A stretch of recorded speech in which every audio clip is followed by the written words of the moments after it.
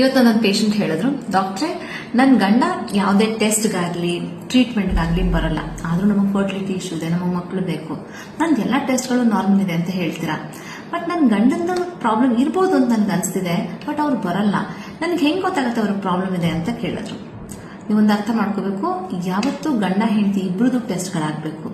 But ಬರೋದೇ ಇಲ್ಲ ಅಂತಂದ್ರೆ ಒಂದಷ್ಟು ಸೈನ್ಸ್ ಇದೆ ಫ್ರಮ್ ವಿಚ್ ನಿಮ್ಗೆ ಅರ್ಥ ಆಗ್ಬೋದು ನಿಮ್ಮ ಹಸ್ಬೆಂಡ್ಗೂ ಪ್ರಾಬ್ಲಮ್ ಇದೆ ಅಂತ. ಮೊದಲನೇದಾಗಿ ಸೆಕ್ಷುವಲ್ ಇಂಟ್ರೆಸ್ಟ್, ಅವರಿಗೆ ಸೆಕ್ಸ್ ಮಾಡೋದಕ್ಕೆ ಅಷ್ಟು ಇಂಟ್ರೆಸ್ಟ್ ಇಲ್ಲ, ಅಥವಾ ನಿಮಿರುವಿಕೆ ಇರೆಕ್ಷನ್ ಪ್ರಾಬ್ಲಮ್ ಅಥವಾ ಇಜಾಕ್ಯುಲೇಷನ್ ಪ್ರಾಬ್ಲಮ್ ಇದ್ರೆ ಅವರಿಗೆ ಪ್ರಾಬ್ಲಮ್ ಇರಬಹುದು.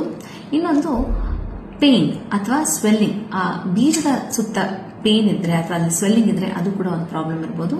ಮತ್ತೆ ಹೇರ್ ಡಿಸ್ಟ್ರಿಬ್ಯೂಷನ್, ಅವ್ರಿಗೇನಾದ್ರೂ ಮುಖದ ಮೇಲೆ ಬೆಳೆಯುವಂತ ಗಡ್ಡ ಇರಬಹುದು ಅಥವಾ ಬಾಡಿನಲ್ಲಿ ಡಿಸ್ಟ್ರಿಬ್ಯೂಷನ್ ಇರುವಂತಹ ಹೇರ್ ಇರಬಹುದು, ಸ್ವಲ್ಪ ಕಮ್ಮಿ ಇದ್ರೆ ಅದು ಕೂಡ ಟೆಸ್ಟೋಸ್ಟೆರಾನ್ ಲೆವೆಲ್ಸ್ ಕಮ್ಮಿ ಇದೆ ಅನ್ನೋದನ್ನ ಇಂಡಿಕೇಟ್ ಮಾಡುತ್ತೆ.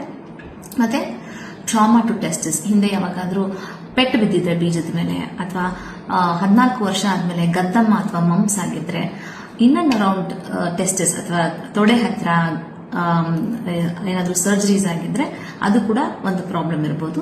ಆಮೇಲೆ ಲೈಫ್ ಸ್ಟೈಲ್ ಫ್ಯಾಕ್ಟರ್ಸ್, ತುಂಬಾ ಹೆವಿ ಸ್ಮೋಕಿಂಗ್, ಹೆವಿ ಡ್ರಿಂಕಿಂಗ್, ಮತ್ತೆ ತಂಬಾಕು ತಿನ್ನೋದು ಅಥವಾ ವರ್ಕ್ ಅಲ್ಲಿ ತುಂಬಾ ಸ್ಟ್ರೆಸ್, ಇದೆಲ್ಲ ಇದ್ರೂ ಕೂಡ ಫರ್ಟಿಲಿಟಿ ಇಶ್ಯೂಸ್ ಅಂತ ಇರಬಹುದು ಅಂತ ನಾವು ಅನ್ಕೊಳ್ಬಹುದು.